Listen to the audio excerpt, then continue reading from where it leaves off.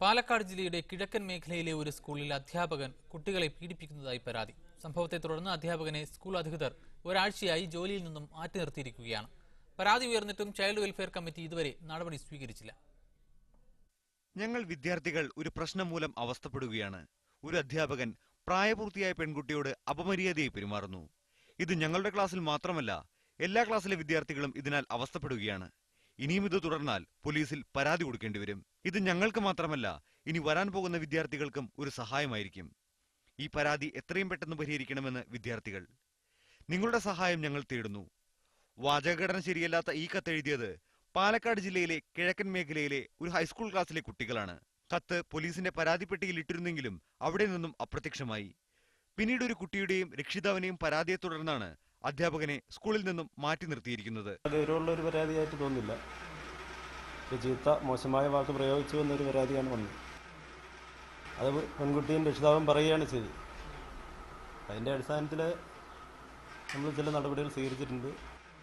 ഇപ്പോഴും നടപടി തുടർന്നുകൊണ്ടിരിക്കുകയാണ്. അധ്യാപകനിൽ നിന്നും പെൺകുട്ടികൾക്ക് പീഡനം സഹിക്കേണ്ടി വരുന്നതായി പ്രദേശത്തുകാർ ചൈൽഡ് വെൽഫെയർ കമ്മിറ്റി ചെയർമാനെ വിളിച്ചറിയിച്ചെങ്കിലും ഇതുവരെ നടപടിയെടുത്തിട്ടില്ല. അന്വേഷിച്ച സമയത്ത് ആ പരാതിയുമായി ബന്ധപ്പെട്ട് യാതൊരു വിധത്തിലുള്ള അന്വേഷണവും നടന്നിട്ടില്ല എന്നാണ് അറിയാൻ കഴിഞ്ഞത്. ചൈൽഡ് ലൈൻ്റെ പ്രവർത്തകർ വന്നിരുന്നു, ഒരു കൗൺസിലിംഗ് എന്തെങ്കിലും നടത്തണം എന്ന് പറഞ്ഞു. അല്ലാതെ പരാതിയുമായി ബന്ധപ്പെട്ട് യാതൊരു വിധത്തിലുള്ള നടപടിയും എടുത്തതായിട്ട് അറിയാൻ സാധിച്ചിരുന്നില്ല. പരാതി ലഭിച്ച് 20 ദിവസം പിന്നിട്ടിട്ടും വിദ്യാർത്ഥികൾക്കായി കൗൺസിലിംഗ് ക്ലാസിന് ഹെഡ്മാസ്റ്ററോട് സമയം ചോദിച്ചിട്ടുണ്ടെന്നാണ് ചൈൽഡ് ലൈൻ അധികൃതർ നൽകുന്ന വിശദീകരണം. അക്ഷരം പകർന്നു നൽകേണ്ട അധ്യാപകർ തന്നെയാണ് വിദ്യാർത്ഥിനികളെ ശാരീരികവും മാനസികവുമായി പീഡിപ്പിക്കുന്നത്.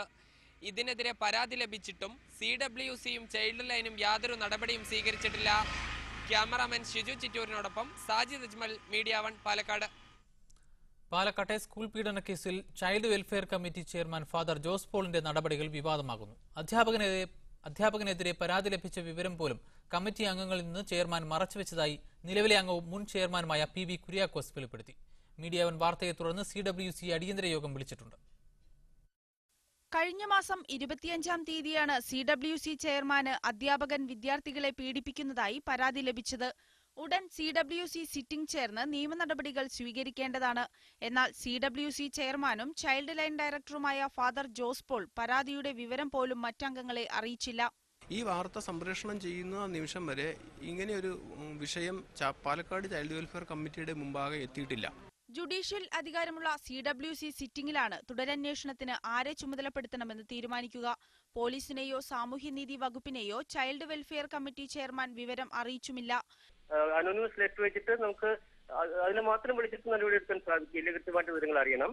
എന്നാൽ ഏത് രീതിയിൽ വിവരം ലഭിച്ചാലും നടപടിയെടുക്കണമെന്നാണ് നിയമമെന്ന് മുൻ ചെയർമാൻ വിശദീകരിക്കുന്നു. അനോണിമസ് കോള് വരുന്നത് തന്നെ ഒരു കോൺഫിഡൻഷ്യാലിറ്റിയുടെ പ്രശ്നം കൊണ്ട് തന്നെയാണ്.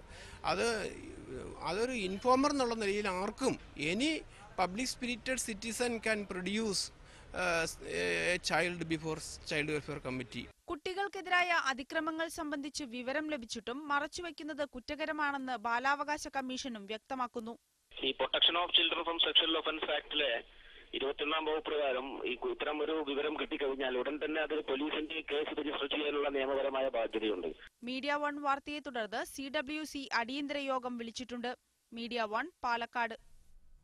വാട്ടർ ബോട്ടിലിൽ നിന്ന് വെള്ളം കളഞ്ഞതിന് LKG വിദ്യാർത്ഥിനിയുടെ കൈ അധ്യാപിക ഒടിച്ചതായി പരാതി.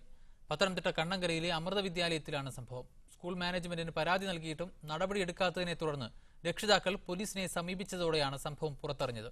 ഇതോടെ അധ്യാപികയെ സസ്പെൻഡ് ചെയ്തു. കഴിഞ്ഞ 4-ാം തീയതിയാണ് ശ്രീദേവി എന്ന അധ്യാപിക 4 വയസ്സു പ്രായമുള്ള LKG വിദ്യാർത്ഥിനിയുടെ കൈ തിരിച്ചൊടിച്ചത്. വാട്ടർ ബോട്ടിലിൽ നിന്നും വെള്ളം താഴെ വീണതിനെ തുടർന്നാണ് അധ്യാപിക ഇങ്ങനെ പെരുമാറിയത്. 6-ാം തീയതി മാതാപിതാക്കൾ മാനേജ്മെന്റിന് പരാതി നൽകിയെങ്കിലും യാതൊരു നടപടിയും ഉണ്ടായില്ല. ഇതേ തുടർന്ന് ചൊവ്വാഴ്ച ഇവർ പോലീസിൽ പരാതി നൽകുകയായിരുന്നു. സംഭവം പുറത്തറിഞ്ഞതോടെ ചൈൽഡ് ലൈൻ പ്രവർത്തകരും വിഷയത്തിൽ ഇടപെട്ടു. അധ്യാപിക കുട്ടിയുടെ കയ്യിലുള്ള വെള്ളം നിലത്ത് വീണ് അവിടെ അടുപ്പൊക്കെ ആകാതിരിക്കാൻ വേണ്ടി കുട്ടിയുടെ കൈ പിടിച്ച് തിരിച്ചതിന് പൊട്ടലുണ്ടായി. അപ്പം തീർച്ചയായിട്ടും ഇതുമായിട്ട് ബന്ധപ്പെട്ട ചൈൽഡ് ലൈന് നിയമത്തിന്റെ ഭാഗത്തു നിന്ന് ശക്തമായിട്ട് മുമ്പോട്ട് പോകാൻ വേണ്ടി തീരുമാനിച്ചിരിക്കുകയാണ്. തുടർന്ന് SFI KSU പ്രവർത്തകർ സ്കൂളിലേക്ക് മാർച്ച് നടത്തിയതോടെ ടീച്ചറെ സസ്പെൻഡ് ചെയ്തതായി മാനേജ്മെന്റ് അറിയിക്കുകയായിരുന്നു.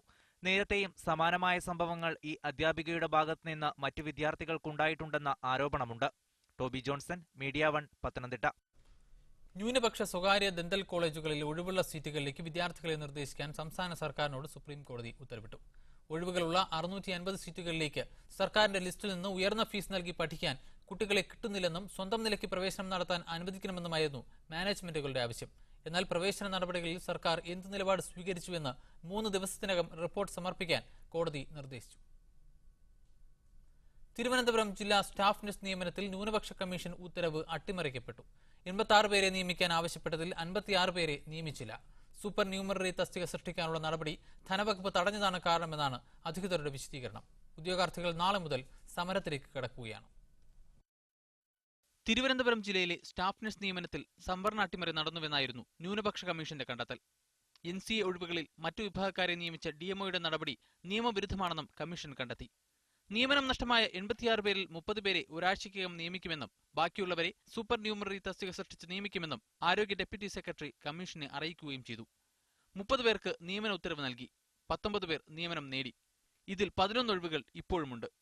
അതേസമയം സൂപ്പർ ന്യൂമററി തസ്തിക സൃഷ്ടിക്കാനുള്ള ആരോഗ്യവകുപ്പിന്റെ നീക്കം ധനകാര്യ വകുപ്പ് തടഞ്ഞു.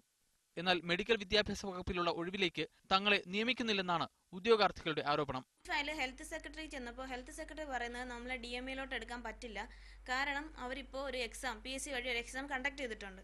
അപ്പോൾ അഡ്വൈസ് കിട്ടി, അഡ്വൈസ് ഡേറ്റും കഴിഞ്ഞ ഉദ്യോഗാർത്ഥികളാണ് ഞങ്ങൾ. അത് ഇടയ്ക്കുള്ളവരാണ്. അവസാനമുള്ളവർക്കാണ് ആദ്യം നിയമനം കിട്ടിയത്.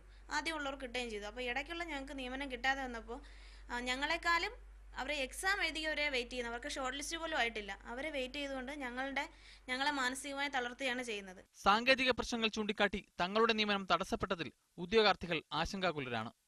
NCA ഒഴിവുകൾ മറ്റുള്ളവർക്ക് കൊടുക്കൽ നിയമവിരുദ്ധമായിട്ടുള്ള കാര്യമാണ്. അപ്പോൾ അന്ന് നിയമവിരുദ്ധമായ കാര്യം ചെയ്യപ്പോൾ ഒന്നും ഉണ്ടായില്ല. പക്ഷെ ഞങ്ങളുടെ നിയമനം, ഞങ്ങൾക്ക് അർഹിച്ച നിയമനം കിട്ടാൻ വേണ്ടിയിട്ട് അവർ മീറ്റിംഗ് അങ്ങനെ ഇങ്ങനെ ഓരോ കാരണങ്ങൾ പറഞ്ഞ് ഇത് ദീർഘിപ്പിച്ചു കൊണ്ടുപോവുകയാണ്. നാളെ മുതൽ DMO ഓഫീസിന് മുന്നിൽ സമരം നടത്താനുള്ള തീരുമാനത്തിലാണ് ഉദ്യോഗാർത്ഥികൾ. NCA സീറ്റുകളിലേക്ക് പൊതുവിഭാഗത്തെ നിയമിച്ച DMOക്കെതിരെ നിയമ നടപടികളും സ്വീകരിച്ചിട്ടില്ല. മീഡിയ 1 തിരുവനന്തപുരം. പ്രധാനമന്ത്രി നരേന്ദ്രമോദി പങ്കെടുത്ത പരിപാടിയിൽ ഹരിയാന മുഖ്യമന്ത്രി ഭൂപീന്ദർ സിംഗ് ഹൂഡയ്ക്ക് കൂക്കുവിളി. ഇതുമൂലം ഹൂഡയ്ക്ക് പ്രസംഗിക്കാനായില്ല. ഇനി മുതൽ പ്രധാനമന്ത്രിയോടൊപ്പം ഒരു ചടങ്ങിലും പങ്കെടുക്കില്ലെന്ന് ഭൂപീന്ദർ സിംഗ് ഹൂഡ പറഞ്ഞു.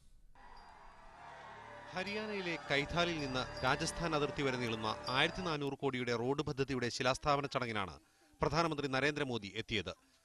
ചടങ്ങിൽ ഹരിയാന മുഖ്യമന്ത്രി ഭൂപീന്ദർ സിംഗ് ഹൂഡ പ്രസംഗിക്കാൻ എഴുന്നേറ്റപ്പോൾ ജനക്കൂട്ടം കൂക്കിവിളി തുടങ്ങി. പ്രധാനമന്ത്രി നരേന്ദ്രമോദിജി. ഇതോടെ പ്രസംഗം തുടരാനാവാതെ ഹൂഡ ഇരിപ്പിടത്തിലേക്ക് മടങ്ങി. എന്നാൽ ഇതേ ജനക്കൂട്ടം പ്രധാനമന്ത്രി നരേന്ദ്രമോദി, ഉപരിതല ഗതാഗത മന്ത്രി നിതിൻ ഗഡ്കരി, ഹരിയാന ഗവർണർ കപ്താൻ സിംഗ് സോളങ്കി എന്നിവരുടെ പ്രസംഗം നിശബ്ദരായി കേട്ടുനിന്നു. പ്രധാനമന്ത്രി പദത്തിന്റെ അന്തസ് BJP ഇല്ലാതാക്കിയെന്ന് ഭൂപീന്ദർ സിംഗ് ഹൂഡ ആരോപിച്ചു. ഇനിമേലിൽ പ്രധാനമന്ത്രി പങ്കെടുക്കുന്ന പരിപാടിയിൽ താൻ പങ്കെടുക്കില്ലെന്നും ഹൂഡ പറഞ്ഞു.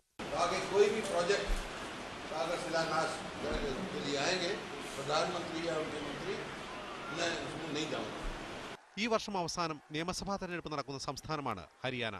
News desk media 1. RSS pracharak Sunil ജോഷിയുടെ കൊലപാതകത്തിൽ ദേശീയ അന്വേഷണ ഏജൻസി കുറ്റപത്രം സമർപ്പിച്ചു. സാധ്വി പ്രഗ്യാസിംഗ് ഠാക്കൂർ ഉൾപ്പെടെ 3 പേർക്കെതിരെയാണ് കുറ്റപത്രം.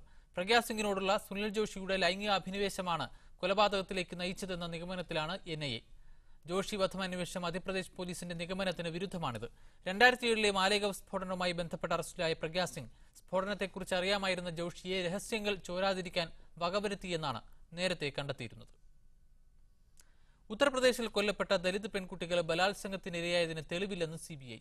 ഉത്തർപ്രദേശിലെ ബദായൂണിൽ 2 മാസങ്ങൾക്ക് മുൻപാണ് പെൺകുട്ടികളെ കൊന്ന് മരത്തിൽ കെട്ടിത്തൂക്കിയത്.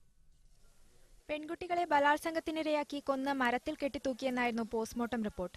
എന്നാൽ അറസ്റ്റ് ചെയ്ത പ്രതികളുടെ കുറ്റം നുണപരിശോധനയിൽ തെളിഞ്ഞിട്ടില്ല. പെൺകുട്ടികൾ ബലാത്സംഗം ചെയ്യപ്പെട്ടു എന്നതിന് വ്യക്തമായ തെളിവുകളില്ലെന്നാണ് CBIയുടെ നിലപാട്. പെൺകുട്ടികളുടെ ബന്ധുക്കളുടെ മൊഴിയിൽ അവ്യക്തതയുള്ളതിനാൽ അവരെയും നുണപരിശോധനയ്ക്ക് വിധേയമാക്കിയിരുന്നു. മാനം കാക്കൽ കൊലയാണെന്ന് സംശയിക്കപ്പെടുന്ന കേസിൽ പെൺകുട്ടികൾ ബലാത്സംഗം ചെയ്യപ്പെട്ടിരുന്നോ എന്ന കാര്യത്തിൽ കൂടുതൽ അന്വേഷണം നടത്തേണ്ടതുണ്ട്. കേസിൽ സമർപ്പിച്ചിട്ടുള്ള പോസ്റ്റ്മോർട്ടം റിപ്പോർട്ട് വിശ്വസനീയമല്ലെന്നാണ് CBIയുടെ നിലപാട്. പെൺകുട്ടികളുടെ മൃതദേഹം പുറത്തെടുത്ത് വീണ്ടും പോസ്റ്റ്മോർട്ടം നടത്താൻ കോടതിയിൽ നിന്ന് CBI അനുമതി നേടിയിരുന്നെങ്കിലും കനത്ത മഴയെ തുടർന്ന് ഈ തീരുമാനം ഉപേക്ഷിക്കുകയായിരുന്നു. മുഖ്യമന്ത്രി അഖിലേഷ് യാദവിന്റെ നിർദ്ദേശപ്രകാരമാണ് കേസ് CBIക്ക് വിട്ടത്.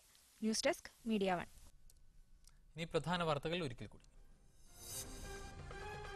യന്ത്രത്തകരാർ മൂലം തിരുവനന്തപുരം ദുബായ് എയർ ഇന്ത്യ വിമാനം തിരിച്ചിറക്കി. തകരാർ പരിഹരിച്ച് പറന്നുയർന്ന വിമാനത്തിന് വീണ്ടും തകരാർ. വിമാനം പുലർച്ചെ യാത്ര തിരിക്കുമെന്ന് അധികൃതർ. വിമാനത്താവളത്തിൽ യാത്രക്കാരുടെ പ്രതിഷേധം. നിത്താക്കാത്ത് വ്യവസ്ഥയിൽ ചുവപ്പ് ഗണത്തിലുള്ള സ്ഥാപനങ്ങളിൽ സൗദി തൊഴിൽ മന്ത്രാലയം ഉടൻ പരിശോധന തുടങ്ങും. ചുവപ്പ് മഞ്ഞ ഗണത്തിലുള്ളവർക്ക് തൊഴിലുടമയുടെ അനുവാദം കൂടാതെ സ്പോൺസർഷിപ്പ് മാറാൻ അനുമതി. ഇന്ത്യയിൽ നിന്ന് കൂടുതൽ വിനോദസഞ്ചാരികളെ ആകർഷിക്കാൻ പദ്ധതികളുമായി അബുദാബി. 5 ഇന്ത്യൻ നഗരങ്ങളിൽ റോഡ് ഷോ നടത്തും. ഗസയിൽ വീണ്ടും ഇസ്രായേൽ വ്യോമാക്രമണം. ആക്രമണം വെടിനിർത്തൽ കരാറിനുള്ള ചർച്ചകൾ പുരോഗമിക്കുന്നതിനിടെ ഗസയിൽ നിന്ന് റോക്കറ്റ് ആക്രമണം ഉണ്ടായെന്ന് ഇസ്രായേൽ. ന്യൂസ് മിഡിൽ ഈസ്റ്റ് പൂർണ്ണമാകുന്നു. Good night and good bye.